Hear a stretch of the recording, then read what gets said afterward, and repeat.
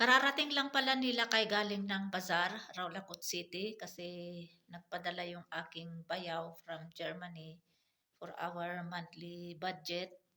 Pero ano, inagahan niya yung pagpadala ng pera kasi kailangan namin yung mga sum na kailangan for Ramadan.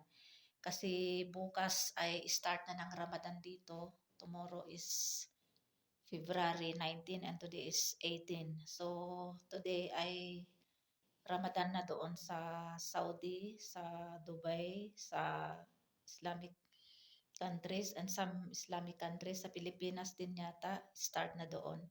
So bukas inshallah ang Ramadan. So ito kahapon nagpadala yung bayaw ko from Germany kaya ito kinuha nila kayong padala niya from Western Union. So bumili na din siya ng mga kailangan na wala akong available. Yan, tomatoes. 2 kilogram na tomatoes. Mura lang ang tomatoes. Nasa ano lang, 100 rupees. Kung sa Pilipinas, nasa 20 pesos lang ang per kilo. And then patatas, I'm not sure kung magkano ang kilo ng patatas. Kasi need ito for Ramadan, the whole month of Ramadan gagawa ng pakora. So need ng patatas. So need talaga ng patatas. Yan, ito yung banana para sa fruit chat. And then green apple. Yan, mansanas. Yan, mansanas. Pang din ito, fruit chat. Yan, oranges. 2 dozens yata ito, 24 dozens yung binili niya. Mura lang din itong itong oranges per dozens ay nasa 150 rupees. So kung i-convert mo sa Philippines peso ay nasa lang 150 is equivalent to lang siguro mga 30 rupees siguro, something like that. 30 pesos pala. 1 dozens, 12 pieces na oranges.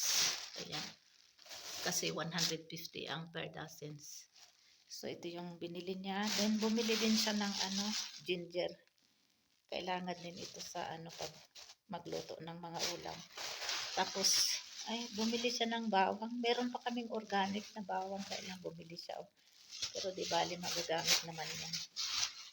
And then ito naman yung mga lentils, yung mga seeds na panghalo sa mga lulutuin ko. Ayan, coriander seeds, tapos fenugreek seeds at saka yung cumin seeds yan. And then bumili na din siya ng pang-ulam ngayon para bukas ng ng suhor. May pang-ulam and then hanggang lunch. Hanggang bukas ng lunch. Kasi 4 kaming fasting pala, si Langga, except Langga kasi alam niyo naman yung kalagayan ni Langga.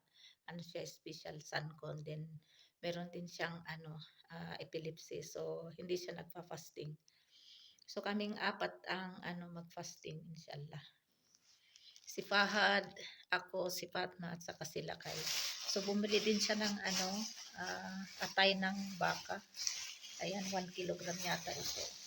Ayan, so lulutuin ko ngayon para may din kami pang ulam for dinner. And then, pa ba yung binili niya? Ano ito man?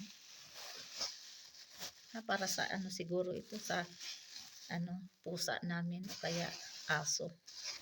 White meat yata. Ayan. Para sa ito sa aso namin o kaya pusa. And then chicken din, bumili din siya ng chicken. Ayan.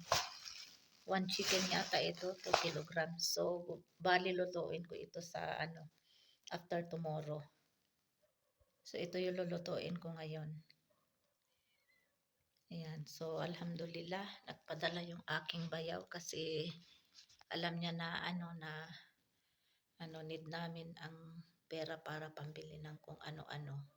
Sa Germany yata ngayon yata ang start ng Ramadan. Sa Germany kasi sa Germany sila eh.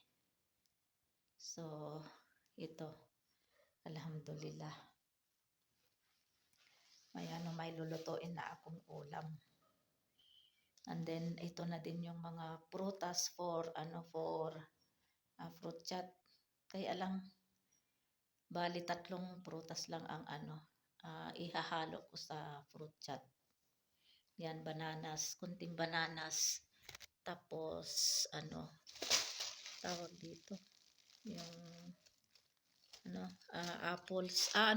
Dates pa pala. Bibili si Fahad ngayon kasi kailangan yan bukas ng pang-open fasting aftari. So dapat bibili si Fahad mamaya. Kasi ito lang yung binili nila, kahit bumili din siya ng mga pagkain ng aming kambing. And then pumunta din siya sa school ni Fatma kasi nagbayad ng tuition fees. So kaya ito lang yung binili niya. Yung and the rest si Fahad na lang yung bibili. So bali itong aking ngayon, itong video na ito ay ipipremiere ko 20 kasi bukas meron akong premiere eh. So mga 20 o kaya 21 ko ito i-premiere. Ayan.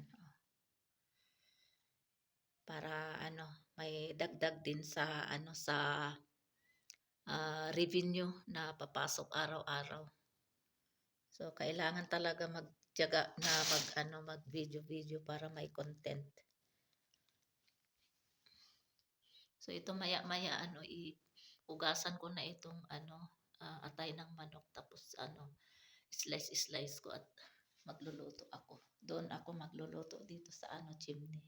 Ayan. Ayan. Maya pa ako maggatong kasi 1:30 PM pa lang.